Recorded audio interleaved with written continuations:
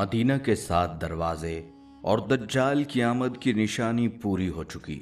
बिस्मिल्लाहिर्रहमानिर्रहीम। अस्सलामु अलैकुम। यकीनन तमाम तारीफ़ें अल्लाह के लिए हैं। हम उसकी तारीफ़ बयान करते हैं, उसी से मदद के तलबगार हैं। मैं गवाही देता हूँ कि अल्लाह के सिवा कोई माबूद बरहक नहीं और आप सल्लल्लाहु अलैहि वसल्लम अल्लाह के बंदे और आखिरी नबी हैं। नाजरीन, क्या आप जानते हैं कि वो वक्त जिसका जिक्र हमारे नबी सल्लल्लाहु अलैहि वसल्लम ने सदियों पहले फरमाया था, अब हमारी आंखों के सामने हकीकत बनता दिखाई दे रहा है। ज़माना आखिर की निशानियां एक के बाद एक पूरी हो रही हैं और मदीना मुनव्वरा, वो मुक़द्दस शहर जो दज्जाल के फितने से महफूज रहेगा, हमें एक और हैरान कुन इशारा दे रहा है। सही बुखारी की हदीस में नबी सल्लल्लाहु अलैहि वसल्लम ने फरमाया, दज्जाल मदीना में दाखिल नहीं हो सकेगा, क्योंकि उस वक्त मदीना के 7 दरवाजे होंगे और हर दरवाजे पर 2 फरिश्ते तैनात होंगे। ये दरवाजे वो रास्ते हैं जहां से मदीना में दाखिल हुआ जा सकता है, और आज मदीना में वाकई 7 बड़े रास्ते मुकम्मल हो चुके हैं। ये महज एक इत्तफाक है या हदीस की पेशगोई की ताबीर? क्या ये मुमकिन है कि आने वाले वक्तों में इन रास्तों पर गेट लगा दिए जाएं और हदीस के अल्फाज अपनी मुकम्मल शक्ल इख्तियार कर लें? सोचिए, ये सिर्फ एक बात नहीं बल्कि एक हकीकत है जो हमें इस बात की तरफ इशारा करती है कि हम ज़माना आखिर में जी रहे हैं। दज्जाल के जिस फितने से ज़मीन पर कोई महफूज नहीं रहेगा, मदीना के करीब आएगा लेकिन वहाँ दाखिल ना हो सकेगा। क्या ये वक्त करीब आ रहा है? क्या हम इस फितने के लिए तैयार हैं? ये वीडियो आपको ना सिर्फ उन हैरत अंगेज हक़ाइक़ से रोशनास कराएगी बल्कि आपके ईमान को मजबूत करने में मदद देगी। हम देखेंगे कि मदीना के इन 7 दरवाज़ों का क्या मतलब है, दज्जाल की आमद की निशानियाँ कौन कौन सी पूरी हो चुकी हैं, और सबसे अहम, हम इस फितने से कैसे महफूज रह सकते हैं। आखिर तक देखें, क्योंकि ये ना सिर्फ एक मालूमाती सफ़र है बल्कि एक ऐसा पैगाम है जो हमारे ईमान को झंझोड़ देगा। हम किस कदर इस फितने के लिए तैयार हैं। अल्लाह हमें कामिल ईमान अता करे और हमें दज्जाल के फितने से महफूज रखे। नाज़रीन, हर मुसलमान का ईमान है कि क़यामत का दिन हक़ है। हमारा ईमान है कि इंसान व हैवान, ज़मीन व आसमान समेत सारा जहान और इस कायनात में मौजूद हर चीज़ फ़ना हो जाएगी। सिर्फ़ और सिर्फ अल्लाह ताला की ज़ात बाकी रहेगी। रोज़े क़यामत पर ईमान रखना हर मुसलमान का बुनियादी अक़ीदा है। क़यामत के दिन के बारे में रसूल खुदा हज़रत मोहम्मद मुस्तफ़ा सल्लल्लाहु अलैहि वसल्लम की बताई गई निशानियों और इलामतों में से सबसे ख़तरनाक इलामत फितना दज्जाल के मुतल्लिक़ अर्ज़ करना है। नाज़रीन, दज्जाल वो किरदार है जिसका ज़िक्र हमारे नबी सल्लल्लाहु अलैहि वसल्लम की कई हदीसों में, और इसे हज़रत आदम अलैहिस्सलाम से लेकर क़यामत तक का सबसे बदतरीन फितना करार दिया गया है।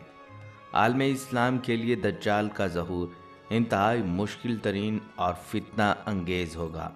शैतानी कुव्वतों का हामिल होगा, दुनियावी ताकतों से माला माल होगा और इनके ज़रिए दुनिया में तबाही मुसल्लत करेगा।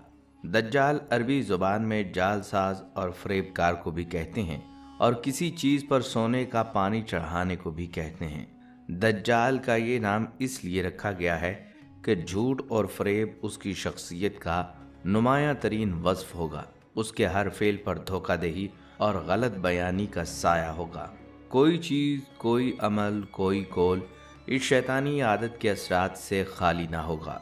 नाज़रीन, दज्जाल के मानी हैं हकीकत को छुपाने वाला, सबसे बड़ा धोखाबाज और चालबाज।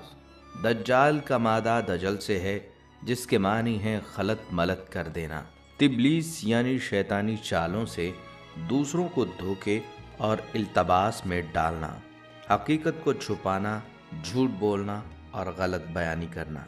इस्लामी इस्तिलाह में दज्जाल से मुराद झूठा मसीह यानी मसीह दज्जाल है, जो क़यामत की अहम निशानियों में से एक है। वो आखिरी ज़माने में ज़ाहिर होगा और नबूवत और खुदाई का दावा करेगा। दज्जाल की कई अलामात अहादीस मुबारका में बयान हुई हैं। हज़रत अबू उमामा फरमाते हैं कि नबी सल्लल्लाहु अलैहि वसल्लम ने हमको खुतबा दिया और एक लंबी तकरीर फरमाई। इसमें दज्जाल का हाल भी बयान किया।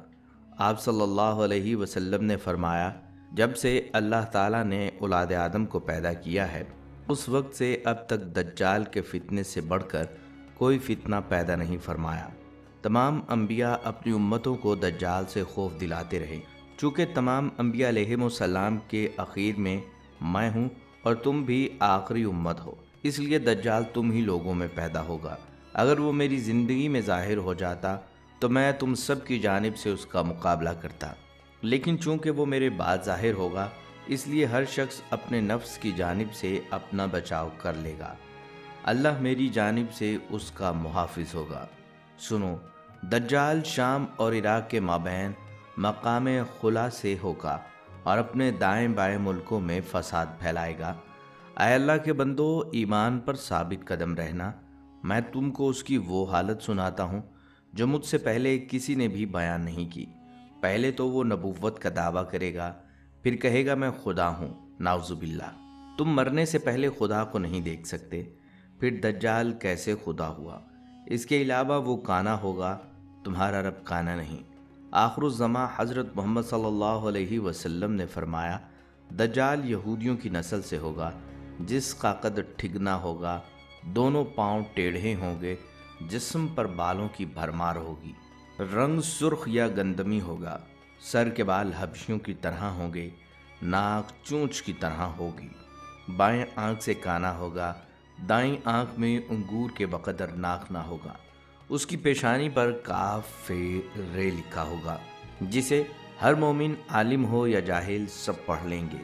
حضور صلی اللہ علیہ وسلم نے فرمایا، پس جب دجال ویرانے پر سے گزرے گا تو اسے حکم دے گا کہ اپنے خزانے نکال، تو اس کے خزانے اس کی ایسی تباہ کریں گے جیسے شہد کی مکھیاں اپنے سردار کی تباہ کرتی ہیں، اور اس کے ساتھ جنت اور دوزخ بھی ہوگی، لیکن حقیقت میں وہ جنت دوزخ ہوگی اور دوزخ جنت ہوگی۔ تو جو شخص اس کی دوزخ میں ڈالا جائے گا اسے چاہیے کہ وہ سورہ کہف کی ابتدائی آیات پڑھے، تو وہ دوزخ اس کے لیے ایسا ہی باغ ہو جائے گی جیسے ابراہیم علیہ السلام پر ہوئی تھی۔ اس کی آنکھ سوئی ہوئی ہوگی مگر دل جاگتا رہے گا۔ شروع میں وہ ایمان و اصلاح کا دعویٰ لے کر اٹھے گا، لیکن جیسے ہی تھوڑے بہت متابعین میسر ہوں گے وہ نبوت اور پھر خدائی کا دعویٰ کرے گا۔ اس کی سواری بھی اتنی بڑی ہوگی کہ اس کے دونوں کانوں کا درمیانی فاصلہ ہی 40 گز کا ہوگا، ایک قدم تا حد نگاہ مسافت کو طے کر لے گا۔ دجال پکا جھوٹا اور اعلیٰ درجے کا شعبدہ باز ہوگا، اس کے پاس پھلوں کے ڈھیر اور پانی کی نہریں ہوں گی، زمین میں مدفون تمام خزانے باہر نکل کر شہد کی مکھیوں کی مانند اس کے ساتھ ہوں گے۔ جو قبیلہ اس کی خدائی پر ایمان لائے گا دجال اس پر بارش برسائے گا، جس کی وجہ سے کھانے پینے کی چیزیں ابل پڑیں گی اور درختوں پر پھل آ جائیں گے۔ کچھ لوگوں سے آ کر کہے گا، اگر میں تمہاری ماؤں اور باپوں کو زندہ کر دوں تو تم کیا میری خدائی کا اقرار کرو گے؟ لوگ اس بات میں جواب دیں گے، اب دجال کے شیطان ان لوگوں کے ماؤں اور باپوں کی شکل لے کر نمودار ہوں گے۔ نتیجتاً بہت سے افراد ایمان سے ہاتھ دھو بیٹھیں گے، اس کی رفتار آندھیوں سے زیادہ تیز اور بادلوں کی طرح رواں ہوگی۔ وہ کرشموں اور شعبدہ بازیوں کو لے کر دنیا کے ہر چپے کو رون دے گا۔ تمام دشمنان اسلام اور دنیا بھر کے یہودی امت مسلمہ کے بغیر اس کی پشت پناہی کر رہے ہوں گے۔ وہ مکہ معظمہ میں گھسنا چاہے گا مگر فرشتوں کی پہرے داری کی وجہ سے ادھر گھس نہ پائے گا، اس لیے نامراد و ذلیل ہو کر مدینہ کا رخ اختیار کرے گا۔ اس وقت مدینہ منورہ کے 7 دروازے ہوں گے اور ہر دروازے پر فرشتوں کا پہرا ہوگا، لہٰذا یہاں پر بھی منہ کی کھانی پڑے گی۔ انہی دنوں میں مدینہ منورہ میں 3 مرتبہ زلزلہ آئے گا، جس سے گھبرا کر بہت سارے بے دین شہر سے نکل کر بھاگ نکلیں گے۔ باہر نکلتے ہی دجال انہیں لقمہ تر کی طرح نگل لے گا۔ آخر ایک بزرگ اس سے بحث و مناظرہ کے لیے نکلیں گے اور خاص اس کے لشکر میں پہنچ کر اس کی بابت دریافت کریں گے۔ لوگوں کو اس کی باتیں شاق گزریں گی، لہٰذا اس کے قتل کا فیصلہ کریں گے، مگر چند افراد آڑے آ کر یہ روک دیں گے کہ خدا دجال نعوذ باللہ کی اجازت کے بغیر اس کو قتل نہیں کیا جا سکتا۔ چنانچہ اس بزرگ کو دجال کے دربار میں حاضر کیا جائے گا، جہاں پہنچ کر یہ بزرگ چلا اٹھے گا، میں نے پہچان لیا، تو ہی دجال ملعون ہے، اور رسول اللہ صلی اللہ علیہ وسلم نے ہمیں تیرے ہی خروج کی خبر دی تھی۔ दज्जाल इस खबर को सुनते ही आपे से बाहर हो जाएगा और उसको कत्ल करने का फैसला करेगा। दरबारी फौरन उस बुजुर्ग के 2 टुकड़े कर देंगे। दज्जाल अपने हवारियों से कहेगा, अब अगर मैं इसको दोबारा जिंदा कर दूं तो क्या तुम मेरी खुदाई का पुख्ता यकीन करोगे? ये दज्जाली ग्रुप कहेगा कि हम तो पहले ही आपको खुदा मानते हुए आ रहे हैं, अलबत्ता इस मौजज़े से हमारे यकीन में और इजाफा हो जाएगा। दज्जाल उस बुजुर्ग के दोनों टुकड़ों को इकट्ठा करके जिंदा करने की कोशिश करेगा। इधर वो बुजुर्ग बवजाय हुक्म इलाही खड़ी हो जाएंगे और कहेंगे, अब तो मुझे और ज्यादा यकीन हो गया है कि तू ही दज्जाल मलून है। वो झंझला कर दोबारा उन्हें ज़िबा करना चाहेगा, लेकिन अब उसकी कुव्वत सल्ब कर ली जाएगी। दज्जाल शर्मिंदा होकर उन्हें अपनी जहन्नम में झोंक देगा, लेकिन यह आग उनके लिए ठंडी और गुलजार बन जाएगी। इसके बाद वो शाम का रुख करेगा, लेकिन दमिश्क पहुंचने से पहले ही हजरत इमाम मेहदी अलैहिस्सलाम वहां आ चुके होंगे। दज्जाल दुनिया में सिर्फ 40 दिन रहेगा। एक दिन 1 साल, दूसरा दिन 1 महीना और तीसरा दिन 1 हफ्ता के बराबर होगा। बकिया मामूल के मुताबिक होंगे। हजरत इमाम मेहदी अलैहिस्सलाम दमिश्क पहुंचते ही जोरों शोर से जंग की तैयारी शुरू कर देंगे, लेकिन सूरत हाल बज़ाहिर दज्जाल के हक में होगी, क्योंकि वो अपने मादी और इनफरादी ताकत के बलबूते पर पूरी दुनिया में अपनी धाक बिठा चुका होगा। इसलिए अस्करी ताकत के एतबार से तो उसकी शिकस्त बज़ाहिर मुश्किल नज़र आ रही है, मगर अल्लाह की ताईद और नुसरत का सबको यकीन होगा। हज़रत फ़ातिमा बिन्त क़ैस रज़ी अल्लाह तआला अन्हा अव्वलीन हिजरत करने वालों में से थीं। वो बयान फरमाती हैं कि एक रोज़ रसूल खुदा हज़रत मोहम्मद मुस्तफ़ा सल्लल्लाहु अलैहि वसल्लम ने सबको नमाज के लिए जमा किया। मैं उस सफ़ में थी जिसमें औरतें लोगों के पीछे थीं। जब आप सल्लल्लाहु अलैहि वसल्लम ने नमाज पढ़ ली तो मिंबर पर बैठकर फरमाया कि तुम जानते हो कि मैंने तुम्हें क्यों इकट्ठा किया है? सहाबा इकराम बोले कि अल्लाह और उसका रसूल सल्लल्लाहु अलैहि वसल्लम खूब जानते हैं। आप सल्लल्लाहु अलैहि वसल्लम ने फरमाया, अल्लाह की कसम, मैंने तुम्हें रग़बत दिलाने या डराने के लिए जमा नहीं किया, बल्कि इसलिए जमा किया कि तमीम दारी एक नसरानी था। वो आया और उसने बैत की और मुसलमान हुआ और मुझसे हदीस बयान की जो उस हदीस के मवाफिक है जो मैं तुमसे दज्जाल के बारे में बयान करता था। उसने बयान किया कि वो यानी तमीम समंदर के जहाज़ में 30 आदमियों के साथ सवार हुआ जो लखम और जज़ाम की कौम में से थे। बस उनके साथ 1 महीना तक समंदर की लहरें खेलती रहीं। फिर वो लोग समंदर में डूबते सूरज की तरफ एक जजीरे के किनारे जा लगे। बस वो जहाज़ पलवार यानी छोटी कश्ती में थे और जजीरे में दाखिल हो गए। वहाँ उनको एक जानवर मिला जो कि भारी दम, बहुत बालों वाला, कि उसका अगला पिछला हिस्सा बालों से मालूम ना होता था। लोगों ने उससे कहा, ए कमबख्त, तू क्या चीज़ है? उसने कहा, मैं जसासा हूँ। लोगों ने कहा, जसासा क्या? उसने कहा कि उस मर्द के पास चलो जो देर इबादत गाह में है कि तुम्हारी खबर का बहुत मुश्ताक है। तमीम ने कहा कि फिर हम दौड़ते हुए देर में दाखिल हो गए। देखा तो एक बड़े कद का आदमी है कि हमने इतना बड़ा आदमी और वैसा सख्त जकड़ा हुआ कभी नहीं देखा। उसके दोनों हाथ गर्दन के साथ बंधे हुए थे और दोनों जानों से टखनों तक लोहे से जकड़ा हुआ था। हमने कहा, ए कमबख्त, तू क्या चीज़ है? उसने कहा, तुम मेरी खबर पर काबू पा गए हो, तुम अपना हाल बताओ कि तुम कौन हो।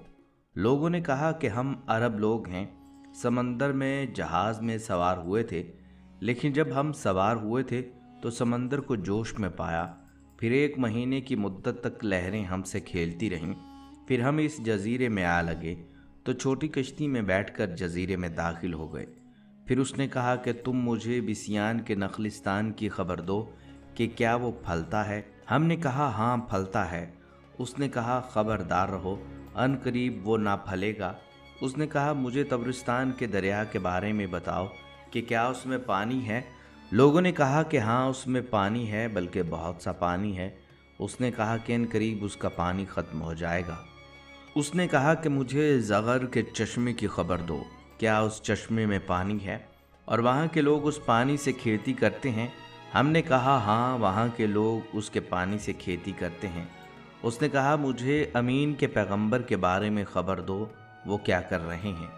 لوگوں نے کہا کہ وہ مکہ سے نکلے ہیں اور مدینہ گئے ہیں۔ اس نے کہا کیا عرب کے لوگ ان سے لڑے ہیں؟ ہم نے کہا ہاں۔ اس نے کہا انہوں نے عربوں کے ساتھ کیا کیا؟ ہم نے کہا کہ وہ اپنی گرد و پیش کے عربوں پر غالب آ چکے ہیں۔ اس نے کہا یہ بات ہو چکی؟ ہم نے کہا ہاں۔ اس نے کہا کہ خبردار رہو، یہ بات ان کے حق میں بہتر ہے کہ وہ پیغمبر کے تابعدار ہوں، اور البتہ میں تم سے اپنا حال کہتا ہوں کہ میں مسیح یعنی دجال ہوں، اور البتہ وہ زمانہ قریب ہے کہ جب مجھے نکلنے کی اجازت ہوگی پس میں نکلوں گا اور سیر کروں گا، اور کسی بستی کو بھی نہ چھوڑوں گا جہاں 40 رات کے اندر نہ جاؤں گا، اور کسی بستی کو نہ چھوڑوں گا جہاں 40 رات کے اندر نہ جاؤں گا، سوائے مکہ اور طیبہ کے، کہ وہاں جانا مجھ پر حرام ہے یعنی منع ہے۔ جب میں ان دونوں بستیوں میں سے کسی ایک کے اندر جانا چاہوں گا تو میرے آگے ایک فرشتہ بڑھ جائے گا اور اس کے ہاتھ میں ننگی تلوار ہوگی، اور وہ مجھے اندر جانے سے روک دے گا۔ سیدہ فاطمہ نے کہا کہ پھر نبی صلی اللہ علیہ وسلم نے اپنی چھڑی منبر پر مار کر فرمایا کہ طیبہ یہی ہے، خبردار رہو، بھلا میں تم کو اس کی حال کی خبر نہیں دے چکا ہوں؟ تو اصحاب نے کہا جی ہاں یا رسول اللہ صلی اللہ علیہ وسلم۔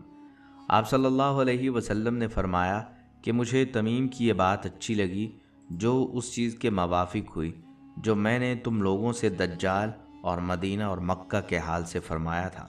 خبردار رہو کہ وہ شام اور یمن کے سمندر میں ہے، نہیں بلکہ وہ مشرق کی طرف ہے، وہ مشرق کی طرف ہے، وہ مشرق کی طرف ہے۔ مدینہ کے مشرق میں بحیرہ موجود ہے جس میں بنیادی طور پر 4 بڑے جزیرے موجود ہیں۔ پہلا جزیرہ یمن میں اسکوٹرا، دوسرا عمان میں میسرا، انڈیا میں لکشدیپ جزیرہ، اور چوتھا جو پاکستان میں آتا ہے وہ استولا، جسے جزیرہ ہفت تلار بھی کہا جاتا ہے۔ ہفت تلار بلوچی زبان کا لفظ ہے جس کا مطلب ایسی 7 چوٹیاں ہیں جو ایک دوسرے کے ساتھ جڑی ہوئی ہیں۔ ناظرین، یہاں اگر دجال کے قتل کی بات کی جائے تو نزول عیسیٰ علیہ السلام سے پہلے دجال شام میں فلسطین کے ایک شہر تک پہنچ جائے گا جو باب لد پر واقع ہوگا، اور مسلمان افیق نامی گھاٹی کی سمت جائیں گے۔ یہاں سے وہ اپنے مویشی چرنے کے لیے بھیجیں گے جو سب کے سب ہلاک ہو جائیں گے۔ بالآخر مسلمان بیت المقدس کے ایک پہاڑ پر محصور ہو جائیں گے جس کا نام جبل الدخان ہے، اور دجال پہاڑ کے دامن میں پڑاؤ ڈال کر مسلمانوں کی ایک جماعت کا محاصرہ کر لے گا جو کہ انتہائی سخت ہوگا، جس کے باعث مسلمان سخت مشقت میں مبتلا ہو جائیں گے، حتیٰ کہ بعض لوگ اپنی کمان کو جلا کر کھائیں گے۔ دجال آخری بار اردن کے علاقے میں افیق نامی گھاٹی پر نمودار ہوگا۔ اس وقت جو بھی اللہ اور آخرت پر ایمان رکھتا ہوگا وادی اردن میں موجود ہوگا۔ دجال 1/3 مسلمانوں کو قتل کر دے گا، 1/3 کو شکست دے گا، اور صرف 1/3 مسلمان باقی بچیں گے۔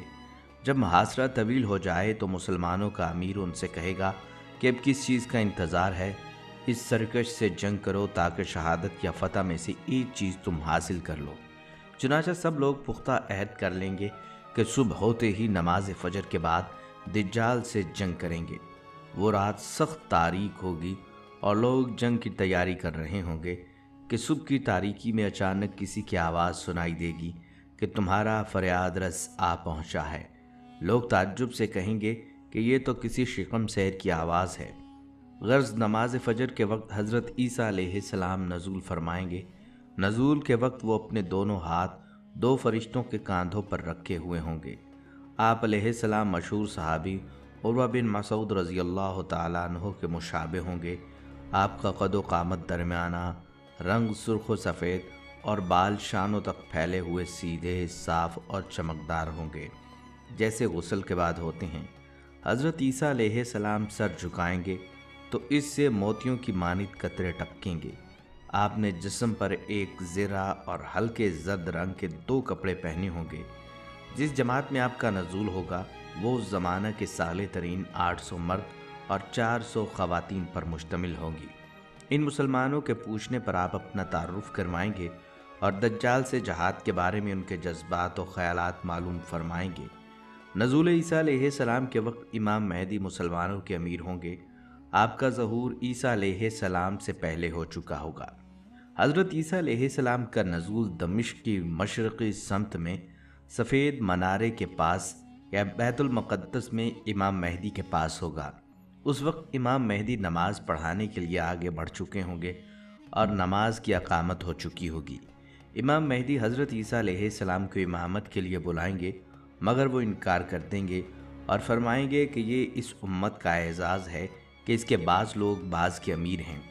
جب امام مہدی امامت چھوڑ کر پیچھے ہٹنے لگیں گے تو عیسیٰ علیہ السلام ان کی پشت پر ہاتھ رکھ کر فرمائیں گے کہ تم ہی نماز پڑھاؤ، کیونکہ اس نماز کی اقامت تمہارے لیے ہو چکی ہے۔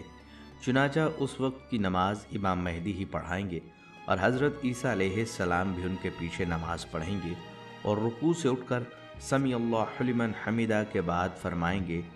غرض نماز فجر سے فارغ ہو کر حضرت عیسیٰ علیہ السلام دروازہ کھلوائیں گے جس کے پیچھے دجال ہوگا اور اس کے ساتھ 70,000 مسلح یہودی ہوں گے۔ آپ ہاتھ کے اشارے سے فرمائیں گے کہ میرے اور دجال کے درمیان سے ہٹ جاؤ۔ دجال حضرت عیسیٰ علیہ السلام کو دیکھتے ہی اس طرح گھلنے لگے گا جیسے نمک پانی میں گھلتا ہے۔ پھر حضرت عیسیٰ علیہ السلام آگے بڑھ کر اس کو واب لد کے مقام پر قتل کر دیں گے اور اس کی حالت یہ ہوگی کہ شجر و ہجر آواز لگائیں گے کہ اے روح اللہ، میرے پیچھے یہودی چھپا ہے۔ چنانچہ وہ دجال کے چیلوں میں سے کسی کو بھی زندہ نہ چھوڑیں گے۔ پھر حضرت عیسیٰ علیہ السلام صلیب کو توڑیں گے، یعنی صلیب پرستی ختم کر دیں گے، خنزیر کو قتل کر کے جنگ کا خاتمہ کریں گے، اور اس کے بعد مال و دولت کی ایسی فراوانی ہوگی کہ اسے کوئی قبول نہ کرے گا، اور لوگ ایسے دیندار ہو جائیں گے کہ ان کے نزدیک ایک سجدہ دنیا و مافیہ سے بہتر ہوگا۔ ناظرین، جب اسلامی فوج دجال کے لشکر کے قتل و غارت کرنے میں مشغول ہو جائے گی اور ان یہودیوں کو جو دجال کے لشکر میں ہوں گے ان کو اس وقت کوئی چیز پناہ نہ دے گی، یہاں تک کہ اگر شام کے وقت کسی پتھر یا درخت کی آڑ میں ان میں سے کوئی چھپا ہوگا تو درخت اور پتھر بھی آواز دے گا کہ اے خدا کے بندو، اس یہودی کو پکڑو اور اس کو قتل کرو، مگر درخت غرقد ان کو پناہ دے گا، چھپائے رکھے گا۔ زمین پر دجال کے شر اور فساد کا زمانہ 40 روز تک رہے گا، جن میں سے ایک دن 1 سال کے برابر اور ایک دن 1 مہینہ کے برابر، ایک دن 1 ہفتہ کے برابر، باقی دن عام دنوں کے برابر ہوں گے۔ دجال کا فتنہ ختم ہونے کے بعد امام مہدی رضی اللہ تعالیٰ عنہ اور حضرت عیسیٰ علیہ السلام جن شہروں میں دجال نے فساد پھیلا رکھا تھا دورہ فرمائیں گے۔ دجال سے تکلیف اٹھائے لوگوں کو خدا کے یہاں اجر عظیم ملنے کی خوشخبری دے کر دلاسا اور تسلی دیں گے۔ خروج دجال کے متعلق عقیدہ رکھنا کتنا اہم اور فتنہ دجال کی کتنی اہمیت ہے، اس کا اندازہ اس امر سے لگایا جا سکتا ہے کہ حدیث کی تمام مستند کتابوں میں اس کا ذکر تواتر سے موجود ہے۔ امام بخاری نے دجال پر ایک خصوصی باب مختص کیا ہے اور صحیح بخاری میں 51 مرتبہ دجال کا ذکر آیا ہے۔ صحیح مسلم میں بھی دجال پر ایک باب قائم ہے اور صحیح مسلم میں لفظ دجال 65 مرتبہ مرکوز ہے۔ سنن ابی داؤد اور جامع ترمذی میں بھی دجال پر ابواب موجود ہیں اور ان دونوں مجموعہ ہائے احادیث میں لفظ دجال بالترتیب 28 اور 33 مرتبہ آیا ہے۔ ناظرین، بات سوچنے کی یہ ہے، کیا دجال آزاد ہو چکا ہے؟ رسول اللہ صلی اللہ علیہ وسلم نے فرمایا، بے شک میں دیکھ رہا ہوں کہ تمہارے گھروں کی جگہوں میں فتنے ایسے گریں گے جیسے بارش کے قطرات گرتے ہیں۔ ایسا محسوس ہو رہا ہے کہ یہ دنیا ایک خطرناک معرکہ کی طرف رواں دواں ہے، جسے اسلام اور اہل کتاب میں ہر مجدون کہا گیا ہے۔ مسلمان اور اہل کتاب کے درمیان ہونے والی یہ لڑائی تاریخ کی سب سے تباہ کن اور بدترین لڑائی ہوگی۔ اب بات کرتے ہیں دجال کے فتنے سے کیسے بچا جا سکتا ہے۔ اپنی امت کو آخری نبی صلی اللہ علیہ وسلم نے فتنہ دجال سے بچنے کی احتیاطی تدابیر سکھلائی ہیں۔ حضرت ابو ہریرہ رضی اللہ تعالیٰ عنہ سے روایت ہے، آپ صلی اللہ علیہ وسلم نے فرمایا، فتنوں کے درمیان سب سے زیادہ خوش نصیب وہ ہوگا جو چھپا رہے اور پاک صاف رہے۔ اگر سامنے آئے تو کوئی اسے پہچان نہ سکے، اگر سامنے نہ ہو تو کوئی اس کا حال احوال نہ پوچھے۔ اور لوگوں میں سب سے زیادہ بد نصیب وہ خطیب ہوگا جو بلند آواز سے فصیح و بلیغ خطبہ دے گا، اور وہ سوار ہوگا جو سواری کو تیز دوڑنے پر مجبور کرے گا۔ ان فتنوں کے شر سے وہی نجات پائے گا جو سمندر میں ڈوبنے والے کی طرح خلوص سے دعا مانگے گا۔ حضرت عبداللہ بن عمر رضی اللہ تعالیٰ عنہ کی روایت ہے کہ آپ صلی اللہ علیہ وسلم نے فرمایا، اے عبداللہ بن عمر، اگر تو ادنا درجہ کے لوگوں کے درمیان رہ گیا تو پھر کیا کرے گا؟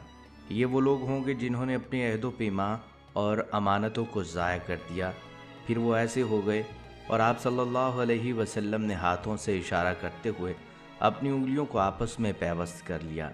انہوں نے پوچھا، ایسے وقت میں میرے لیے کیا حکم ہے؟ آپ صلی اللہ علیہ وسلم نے فرمایا، عام لوگوں کو چھوڑ کر خاص لوگوں کے ساتھ مل جانا۔ خواتین و حضرات، دجال کا فتنہ تاریخ کا سب سے بڑا امتحان ہوگا، اور وہ صرف ایمان، علم اور اللہ کی مدد سے ہی شکست کھا سکتا ہے۔ اللہ کے نبی صلی اللہ علیہ وسلم نے ہمیں نہ صرف ان فتنوں سے خبردار کیا بلکہ ان سے بچنے کا راستہ بھی دکھایا۔ سورہ کہف کی تلاوت، مضبوط ایمان اور اللہ کی پناہ مانگنا ہی ہماری سب سے بڑی ڈھال ہے۔ آج کا سبق یہ ہے کہ ہم صرف زمانہ آخر کی نشانیاں دیکھ کر حیران نہ ہوں، بلکہ اپنے اندر جھانکیں اور سوچیں کہ کیا ہم دجال جیسے فتنے کا سامنا کرنے کے لیے تیار ہیں۔ اگر آپ کو یہ ویڈیو پسند آئی ہے اور آپ چاہتے ہیں ایسی موضوعات پر ویڈیوز آپ کو ملتی رہیں تو ہمارے چینل کو سبسکرائب کر لیجئے اور اگلی ویڈیو تک اجازت دیجیے۔ اللہ حافظ۔